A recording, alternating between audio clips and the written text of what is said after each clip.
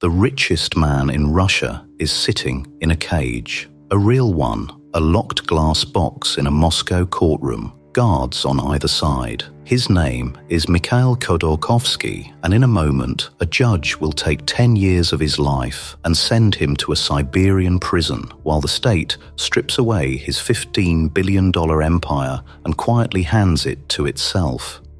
The official story is that he was a tax cheat. The real story is that 8 months earlier, he did something almost no one in Russia dares to do.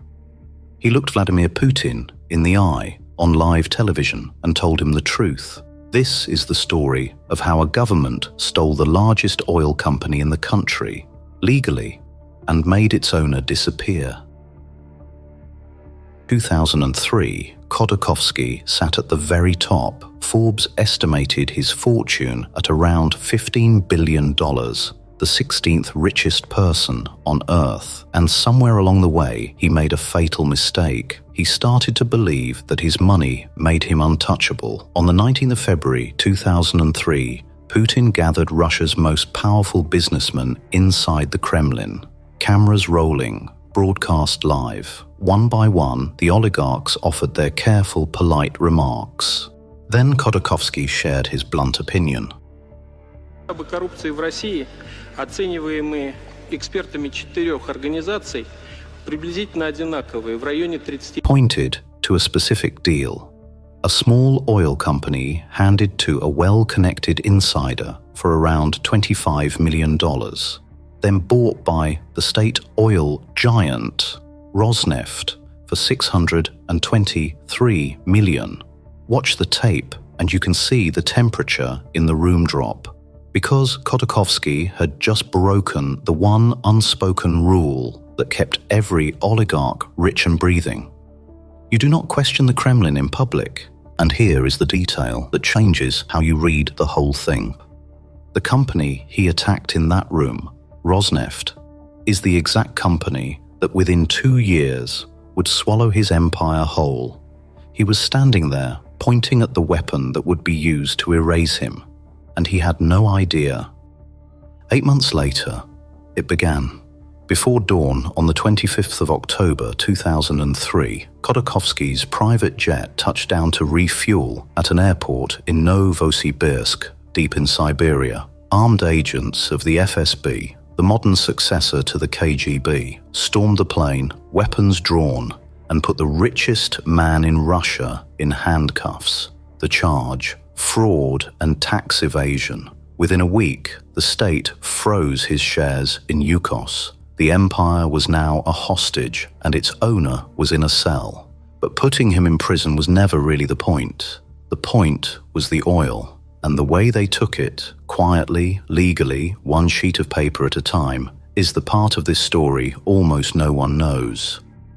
Here is where a crackdown becomes a heist. First, the state handed Yukos a bill for back taxes, not millions, billions upon billions of dollars, a number built in a back room to be impossible to pay no matter what the company did. It was a trap with the jaws already shut. And when Yukos couldn't pay the unpayable, the government did exactly what the whole thing was designed to let it do. It seized the company's beating heart, Lugansk Neftyagaz, the Siberian unit that pumped most of its oil. Then came the part almost no one sees coming, the auction. In December of 2004, this crown jewel, worth tens of billions, went under the hammer. The winning bidder was a company called Baikal Finance Group, a company practically no one had ever heard of. A company registered, reporters later found, at an address that turned out to be a mobile phone shop. It paid $9.4 billion, and days later, Baikal Finance Group simply vanished, absorbed by Rosneft, the state oil company, the very one Khodorkovsky had named out loud on live television. Sit with what just happened. The government invented a debt, seized the asset, sold it to a shell company that existed for a matter of days, and quietly handed it to itself. No masked men, no getaway car, just tax courts, an auction, and paperwork. It was the perfect crime because it was cut to the exact shape of the law.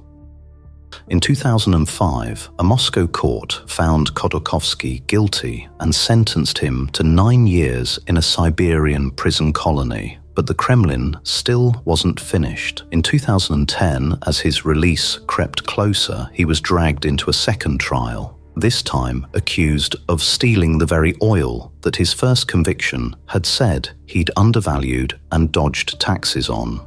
The two charges almost cancelled each other out. It didn't matter. His sentence was stretched to 2014, and the message to every other billionaire in Russia landed with perfect clarity. It does not matter how rich you are. If the state decides it wants what you have, it will take it, and it will call it justice. Then, in December 2013, after more than 10 years behind bars, Vladimir Putin simply pardoned him, let him walk out. Khodorkovsky flew straight out of the country and never went back, but do not mistake this for mercy. It was a victory lap. Putin had made his point so totally, so permanently, that a free Khodorkovsky was no longer any kind of threat. The lesson had already been branded onto the entire Russian elite, and there is one final twist, the one that reveals what this was really about. In 2014, the highest arbitration tribunal on earth, seated at The Hague, ruled that Russia had unlawfully expropriated Yukos, that it had, in plain language, stolen it. The tribunal ordered Russia to pay the shareholders around $50 billion, the largest arbitration award in human history, roughly 20 times the previous record. For a moment, Moscow had won.